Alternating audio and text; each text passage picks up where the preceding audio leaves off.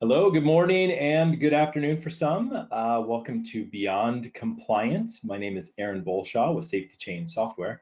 I'm the moderator of Beyond Compliance, and for those that may be joining us for the first time, Beyond Compliance is a periodic industry update for process manufacturing. Our goal, very simple, bring you insights around the market that shape the way we grow our businesses, deliver quality products to customers, mitigate supply chain risk. It's kind of a heavy one right now. And ultimately safeguard our brands while we improve yields and maximize productivity. Sounds simple, but there's a lot to it, and that's why we call on the experts to help us out. So today we're getting into a very cool topic about OEE. It's really how to connect that calculation to real dollar financial impact. This is going to be a very important thing to do and to have in your back pocket as you begin to either explore options for OEE, or maybe you're using OEE now and you're not sure how to kind of connect that to finance. This will give you a lot of insight to the business. So very quickly, before we get into the mix a bit, Safety Chain is the sponsor, and we are the #1 plant management platform uniting compliance, safety, quality, and production. But really, I want to get into talking more with our folks from TBM. Hey, we can't hear you, so if you want to talk to us, you're going to have to use that little chat feature on the right there to send us questions anytime you want. We're going to save those to the end of the presentation, though, so we are going to be flexible with our time. I believe we started with about a half hour for our presentation, but after we started putting some stuff together with the folks at TBM, we knew it would go a little bit longer, and we want to get to those questions. So stay on as long as you'd like. If you have a hard stop at the half hour, we'll make sure you get the recording of the webinar after this. So, and to answer everyone's favorite questions, yes, you'll have access to this a little bit later on. We'll email it to you, but there's also going to be some information and some content that TBM has for us. So stay to the end, we'll have a little bit more information about that. With that, I do want to introduce our panelists today. David Hicks is the Vice President of Maintenance and Excellence Practice Leader for TBM, leading large-scale client engagement, doing operational diagnostics, and with a really strong background in analytics, quality, asset utilization, management systems, and lean transformation. He is the Maintenance Excellence Practice Leader. So, and then next to him virtually is Michael Hatto. He's a Senior Management Consultant on the maintenance and OEE subject matter expert. Again, large-scale client engagement, operational diagnostics, but his particular niche is in obviously operations, lean manufacturing, second, third party, of course, TPM, setup reduction, OEE improvement, cell development management system. He actually created the calculator. We're going to see a screen of that a little bit later on. David and Michael, welcome to Beyond Compliance. Thanks, Aaron. Thank you. Yeah, so this is great. We've been batting this back and forth a little bit. Originally, we were going to say, hey, let's pull up this calculator and let's get into it. We kind of felt together, we sort of said, this is going to be so specific to one case. We wanted to back up a little bit, really connect the dots in a broader sense to how OEE impacts finances to give our audience here Beyond Compliance that tool. So I'm happy that you're both joining us again. And to start out, what I'd ask, we also have Angela on the line. Will you give us a little, before we get into the heart of this, tell us about TBM. Yes, thank you. We're a global operations and supply chain consulting firm. We've been around about 30 years. Some of you may know us, others may not. We brought a lot of, initially, we have a very strong DNA in lean and a rich heritage there. And some of you may have read Lean Thinking, but many of the stories in Lean Thinking were actually some of our early clients in the 90s. Our consultants come largely from the operations and lean space. We work very much hands-on at the point of impact in manufacturing. So not big PowerPoint guys, much more in the realm of getting things done and doing. We work in multiple industries, both discrete and continuous process and across the globe. We have been recognized as a strong leader for client impact and depth of experience. And so that's a good way to think about us. And this OEE dive is an example of where you'll see some rich thought and some perspective on a big part of operational improvement. Yeah, that's great. And there isn't one plant out there that could use some improvements. One of the funniest questions I ask people at a trade shows, do you ever experience any unplanned downtime? And they stop and laugh. So, all right, well, let's get into it then. I'm going to get these slides going. Michael, will you set us up? What's in the agenda for us today? Aaron, this is Dave. I'll take the agenda here. You're going to take this one. Yeah, sorry. Yeah, sure. So, again, welcome everybody. Thanks for attending. As you can see, we're going to go through kind of some general OEE overview and then talk specifically about how do we calculate OEE for our particular business. We joke around and say we wish it was as easy as downloading an app, punching in some numbers, and there you go. But it's not. You're gonna see the effort that it'll take. So let's go to the next slide. Before we get to those calculations, I want to do some level setting. So just to make sure everybody understands, if you look at this slide, there's a lot going on, but we'll point out the three components of OEE: availability, performance, and quality. Most of you, I'm sure, are familiar with those. Also point out the six losses, the six big losses that go along with that: the breakdowns, setups and adjustments, minor stops, reduced speed and feeds, rework defects, and startup yield. So those are all important to understand. The graphic, I think, does a great job of showing sort of this hidden effect of underperforming in OEE. So we think we have that big green block to produce, the time to produce. In reality, when we factor in all the losses, we end up down at the little red block. So we'll move on. This slide shows the roll-up effect of OEE. So when we multiply availability, performance, and quality, we see the effect. So in this example, 69, 65, and 86, multiply that together, we're 39.2. I like to point out to everybody, even if we think we're doing good, if we're 90% on availability, 90% on performance, and 90% on quality, when you roll that up, you're still getting to around 73%. So there's a huge effect of doing this roll up. Okay, next slide. So last month we hosted a webinar that was targeted to organizations that felt they were higher performers in OEE, and they're looking to grab those last couple percentage points improvement. And we identified these three areas. We call them hidden gems. So startup, changeovers, and brief stops.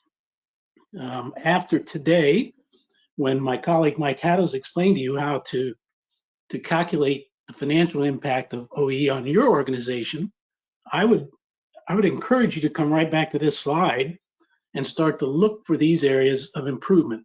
And I believe this webinar is online still at Safety Chain's website. You can go back and listen to that, and I think get some good areas for improvement. Next slide.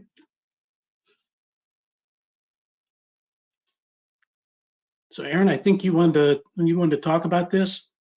We're going to ask a question of everyone, and we're not going to reveal your name, so don't be too shy. But I wanted to ask everyone in the audience, we're going to do a poll, what best describes your organization's ability to quantify the financial impact of OEE? A lot of us are doing the calculations. If you're doing the calculations, you're there, but are you translating it then to the thing? Now, I've got two poll questions here. I'm hoping they're identical in nature, but I'm going to try that first one and I'm going to launch it. So in a minute, everyone's going to see this on their screen. Take a second, be honest, right? We're not going to, again, like I said, reveal anybody's name. We'll just show everyone a pie chart of where you're at. So you're going to select between, we don't currently track the financial impact of OEE. We're actively working to get there, right? How about we regularly report on the financial impact of OEE? That's a fantastic thing to be able to do, periodic reports into finance. Sometimes these things actually make their way into board decks and so forth. Or you've got something automated, right? Maybe some real-time ability to look at data and see the performance. We've got about 60% voted, very good. A couple more people, they're not sure where to go. They're gonna pick one real quick, and we'll close this out. I'm going to share the results, and Dave and Mike, I want to just kind of come back to you and ask you what your thoughts are and what you're seeing. This is everyone with us today. So for me, that looks about what I've experienced in my career as a consultant working with different companies. That you know, a third really aren't looking at it as an operational metric, and many of them, I see 44%, are actively working to quantify. And I think, you know, for those people, I'm hoping that some of what we're going to talk about can clarify what they're doing and how. And, you know, for those that regularly report on it, maybe there would be some insights coming.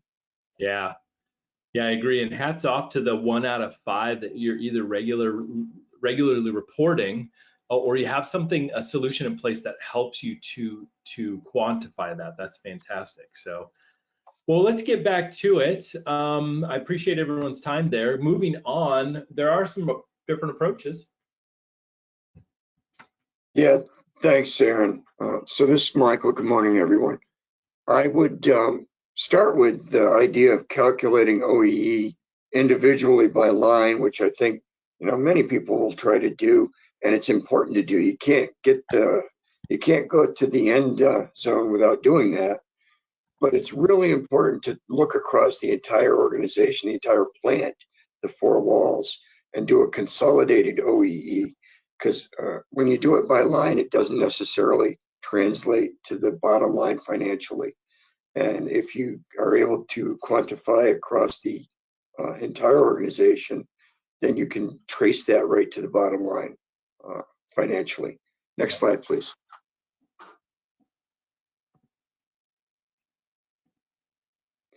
So, you know, there's a few stages in this, in the approach we take, and it begins with good preparation. So my recommendation is to go ahead and gather the relevant information, beginning with what's the basis period going to be? Are you going to land on past year, which at some point in the current year becomes less relevant?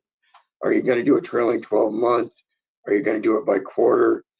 My preference is trailing 12 month with an understanding of the most recent quarter, and that gives us the most relevant information. And then for that basis period, determine what your cost information is. And this is where we're going to start to think about working with our financial people. But often we can just use the reports that are already generated. When we look at P&Ls, we get the direct labor costs, the energy costs, fixed overhead, indirect labor, etc. So you want to gather all those costs, and you want to be fairly credible and fairly confident in that those things are accurate. Next step would be to capture on the equipment across the organization the calculation basis. So get the information on quality, performance, and availability, as noted in the slide that Dave showed previously. And then garner some agreement within the operations of what the jump-off point is. So try to align the stakeholders. We're going to start talking about stakeholders and alignment within the organization. And then go ahead and calculate pure. And I've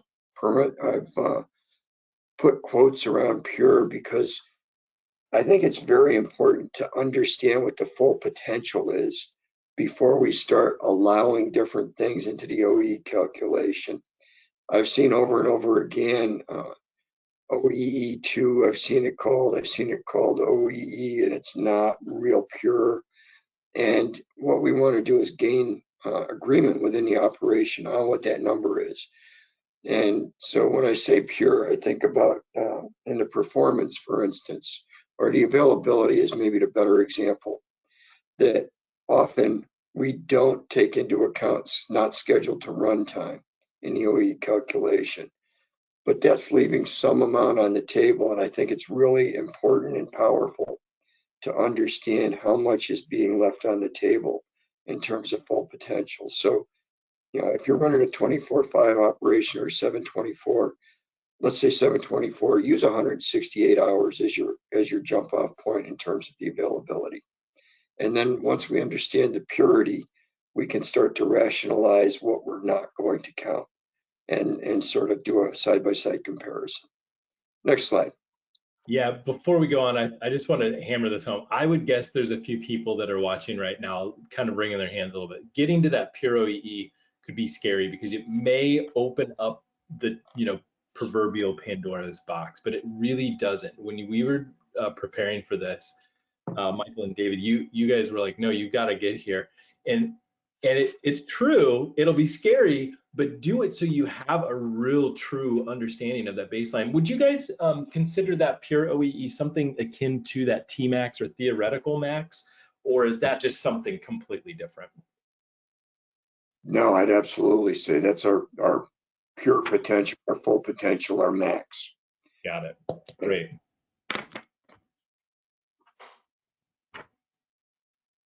So once I have that pure max, I can start to, as I said earlier, rationalize what I am going to take out, what I'm not going to count, how I'm going to look at it. But once I have that pure max, it starts to disable some of the games that can be played at various levels in the facility or within the corporation with the numbers.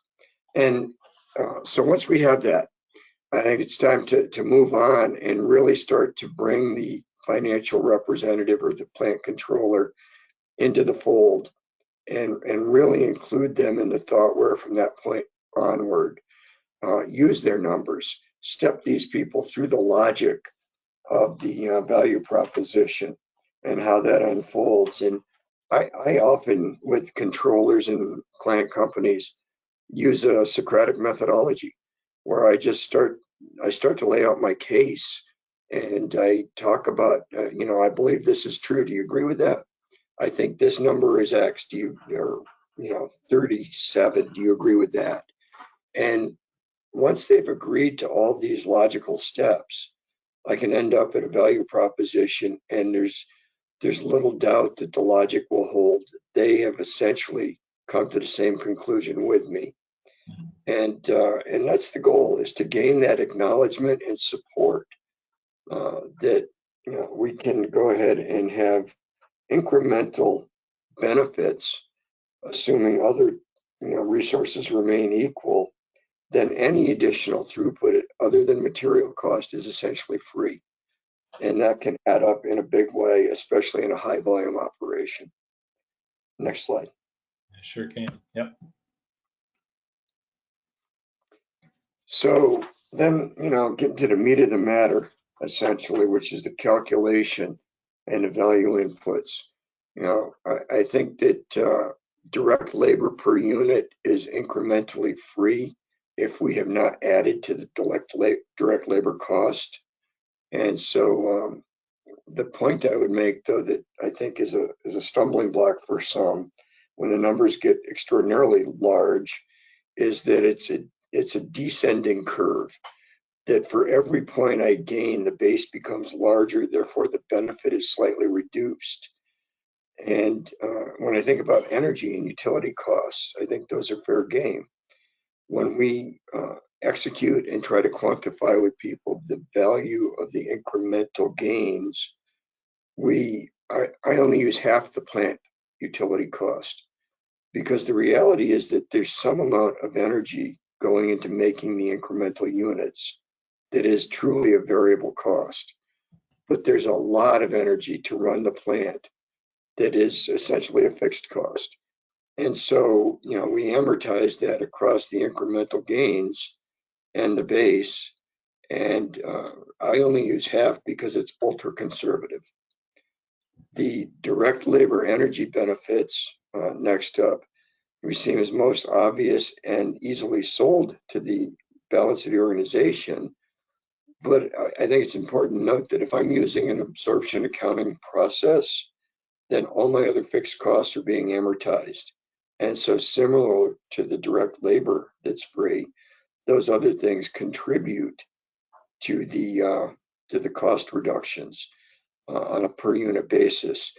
And so in an absorption accounting world, we're really presumably looking to meet a standard cost per unit. And how much we vary from that cost is either, it's getting better or it's getting worse. And by improving OEE, it's always getting better. Next.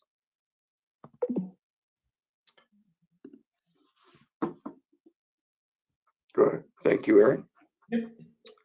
So just by way of an example, this is the spreadsheet that we use to calculate what that benefit turns out to be. And I want to reiterate, in every business I've come across, there are slight differences, and in some cases, pretty major differences in what gets counted in what category and how we approach this. So the thinking about the approach and the inclusion of the stakeholders is really, really important to getting to an answer that everybody can agree on. Now, having done that in this example, we note that the baseline OEE was 37%. And at 37%, with the numbers, the numbers in the lightly shaded gray areas on the left in column A are their costs. And so you can see that up above, half the utilities in the direct labor shows a basis of $1.02, 2.7 cents per unit produced. And that as we produce more units, there's a red arrow over on the right that shows the cumulative benefit of all of those 2.7 cent increments added up for the baseline.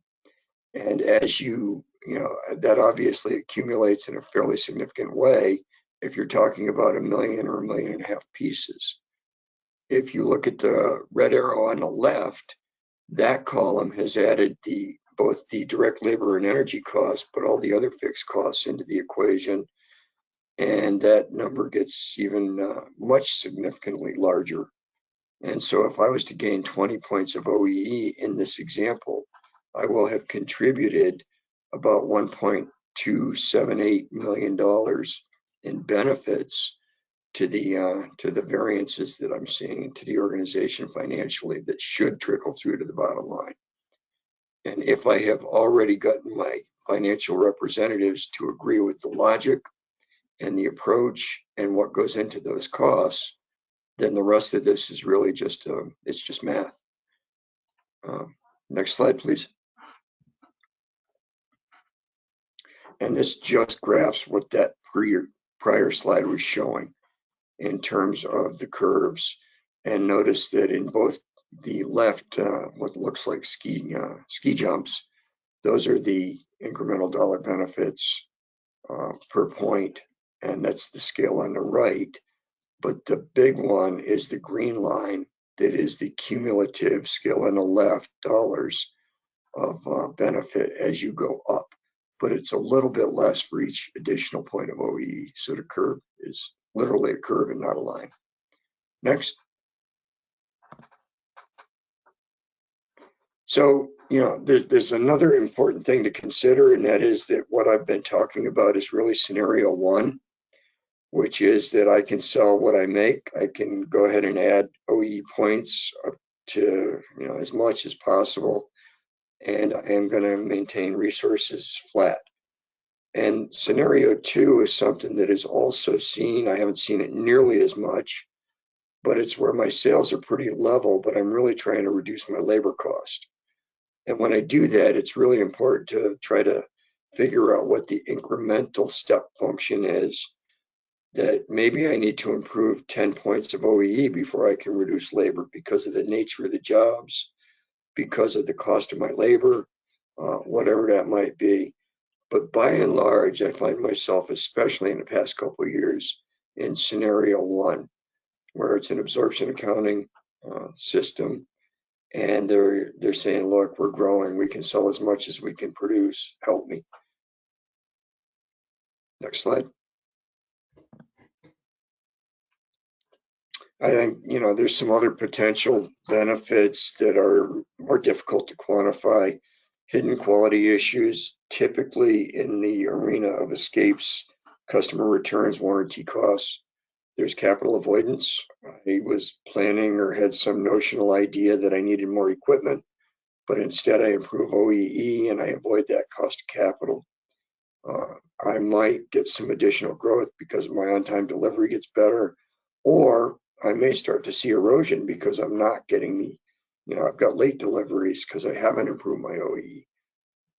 Employee engagement, I think, is an underrated but really critical part of getting better as an organization and getting better at solving problems. And then finally, really evolving to a learning organization so that we get incrementally better over time, again and again and again and again, and keep on getting better. Yeah, those last two those last two could be their own almost webinar, like really being able to unlock the power of OEE, getting teams to work on problem solving and not avoiding, right?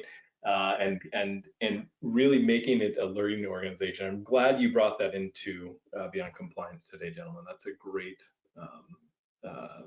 call. Thanks, Aaron. And then, just some key takeaways that I hope folks take away from this session, which is we find you have to include all the stakeholders right from the start. Nobody wants to be late to the party. And if you get everybody sort of nodding their heads and in agreement with the logical approach that you're taking in your specific organization, then it's much easier to get everybody to go, yeah, that's really the benefit that's going to come through to the bottom line. I think developing logical thoughtware based on whatever your situation is and however you do your accounting and whatever your customer base and the units you make, it's almost always needs to be tailored to your very specific situation. It's not one stop fits all. Mm-hmm. And then gaining and gleaning the support of the financial team is uber critical. Every point of OEE is valuable, and in most businesses is very valuable. And then, be very thorough, be very honest with yourselves. This circles right back to start with pure OEE.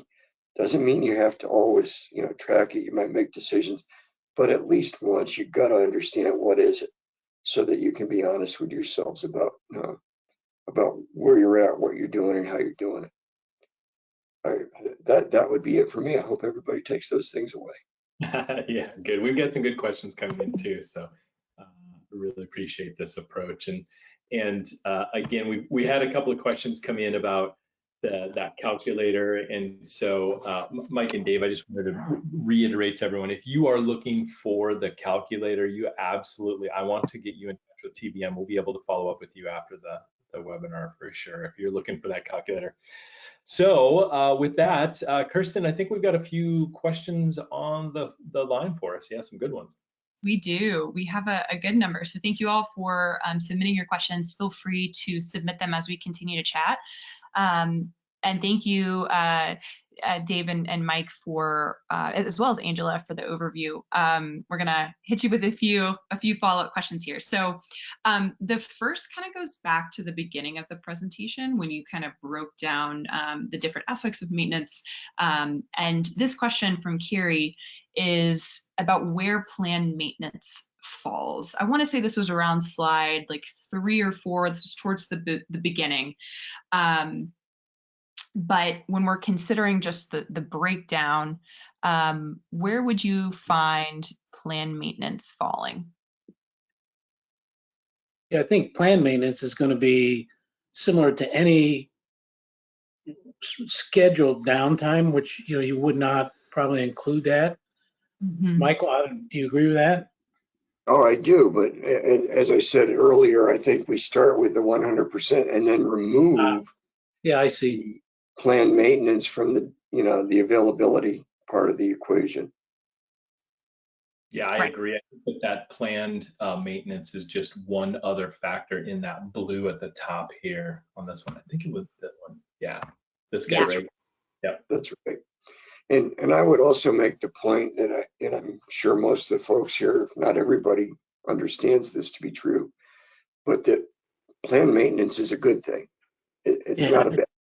And, you know, our experience, and I think pretty much industry experience, is that unplanned downtime is about 10 times more costly in every way than planned downtime. So Wow, that's substantial.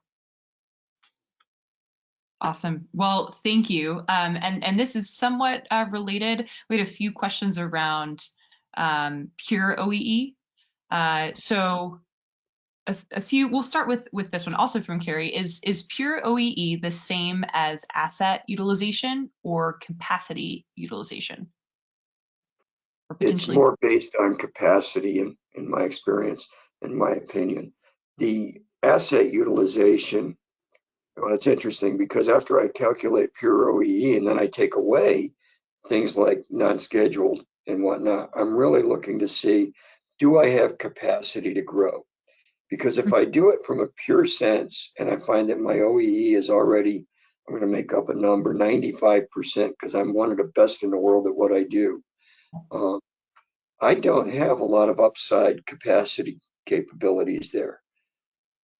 But if I find out it's 50% and anybody has approached me about, I think I need more equipment, we're going to talk about that, right? So, you know, it's less about what is the takeaways. I have planned downtime. I have non-scheduled time. Well, if you have non-scheduled time, that tells me maybe I can't make everything that I produce, and I got to think about doing a scenario 2 approach. Right, right. That kind of relates to a second question from Franklin.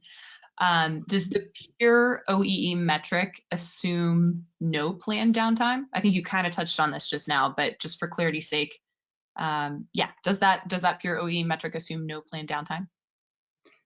No, I think it accounts for it, and you have to account for it. But what it does specifically is it highlights these are the elements that I'm not counting. I have, look, I know everybody on this call is pure at heart, if you'll pardon the allusion to pure, but I have been in manufacturing about 43 years, and I will tell you that if I have a way to make a metric look a little better, I'm going to try to do that.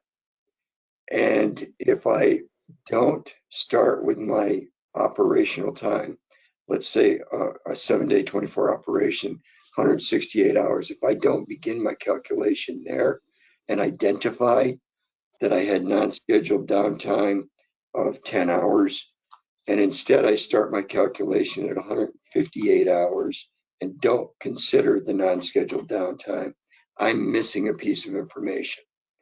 And I really want to have all the information when I'm making decisions in my operation. And you've got some resounding folks, resounding agreement too coming from the audience. Carrie, thanks for your input, saying that you're so right, and pure OEE, excuse me, is critical. So that's a good assessment.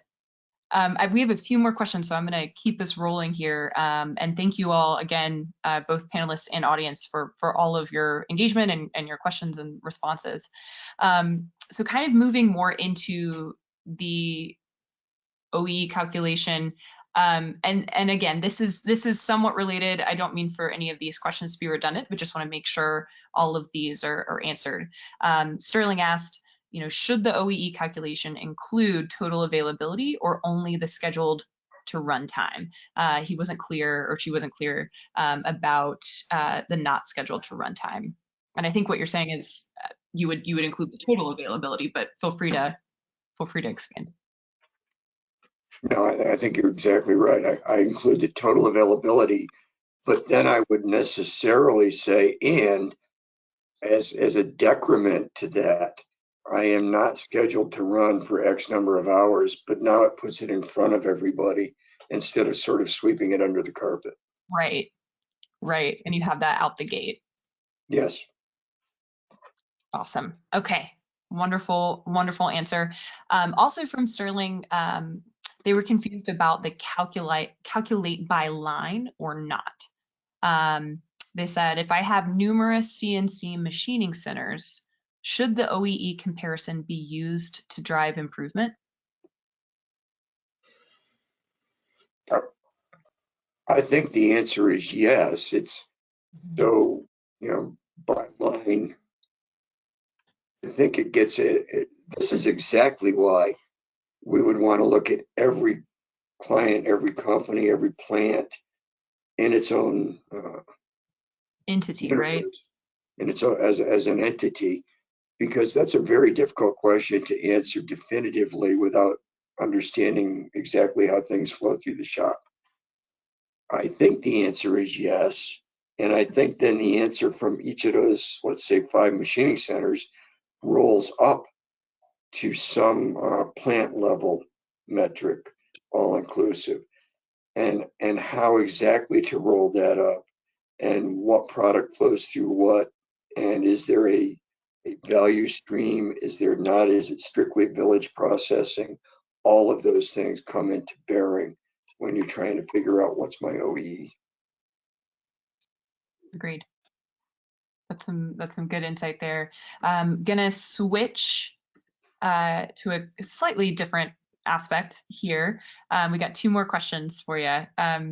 This one comes from Brian. How do you determine capacity in operations that can run over 100% for a given period, such as days or weeks at a time, at reduced margins? So how to determine that capacity in operations when there's the ability to run over 100% for a given period at reduced margins?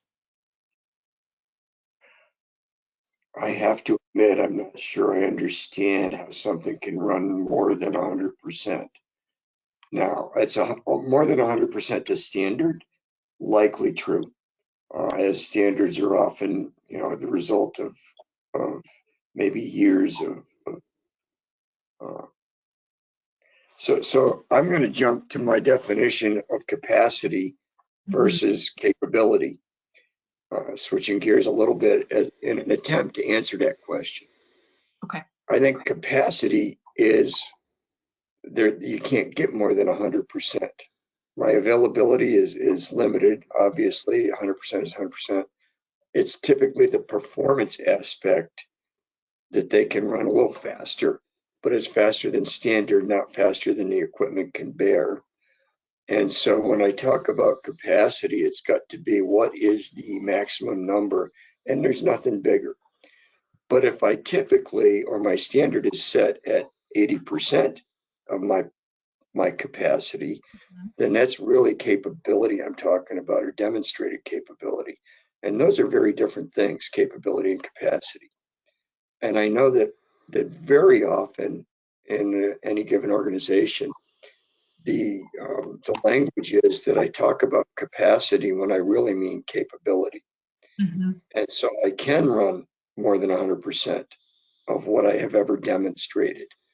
And I'm not, I'm not sure that gets to the heart of that question, but I'm confused a little bit by it, because more than 100% of performance, I don't get it. Yeah.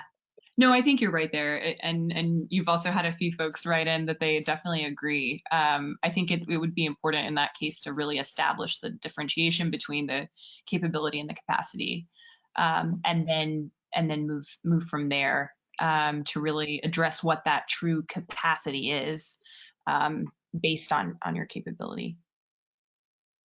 All right, so we've got one more question, and this is specific to kind of when you were wrapping up and talking about different scenarios. So how do you handle a scenario with both scenario 1 and scenario 2? And for context, Carrie says, at current OEE level, we are sold out, but if OEE improves, it makes us no longer sold out. So I think that talking specifically about those scenarios that you touched on towards the end of the presentation here, how would you handle that scenario with both scenario 1 and scenario 2? Sure, and actually that one does make sense to me. I can see that happening. I think I would quantify the financial benefit up to the point where I'm no longer sold out. So I'm now, instead of making 1 million units a year, I've now increased my OEE. I can make 1.2 million units a year, and that's my demand. But then beyond that, I can continue to improve my OEE And that's where it flips, if you will. I would reset the financial impact and start working off the constant volume.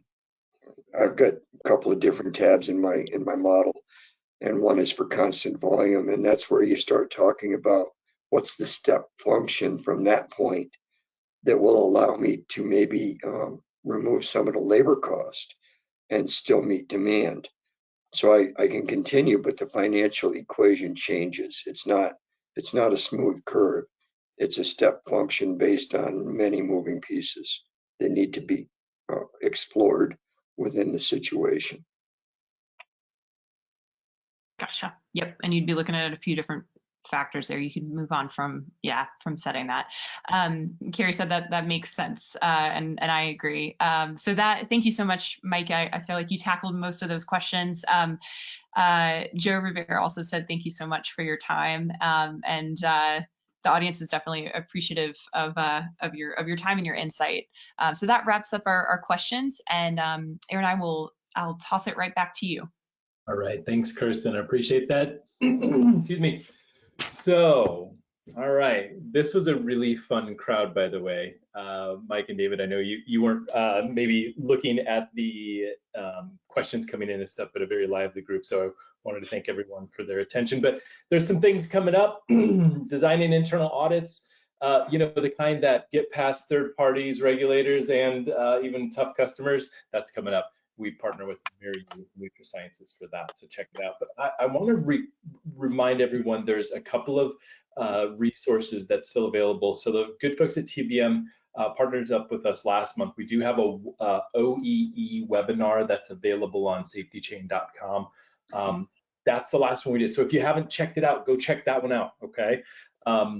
There's also a guide that we made out of that. So it's really nice, good information to have. A couple other things, FSMA Friday coming up February 25th, Psychology of Allergen Labeling. We are with our friends from TAG with that. And then coming up in March, 3 key methods to unlock continuous improvement. So we're going to keep making our plants more productive, much safer, making sure all the compliance is set. Or again, plant management is a big deal. And gentlemen, I really appreciate TBM coming in and contributing again. This has been fantastic. And we hope to hear from you all again in 2022. You guys, Dave and Mike, have a wealth of knowledge we love to tap. So thanks again for joining us. Thank you, Aaron. Yeah, thank you, Aaron. It's been a pleasure. Very good. Okay, with that, it's Friday. Let's go have a good weekend, everyone. That's it for Beyond Compliance today, and have a great weekend. Thank you so much. Take care, all.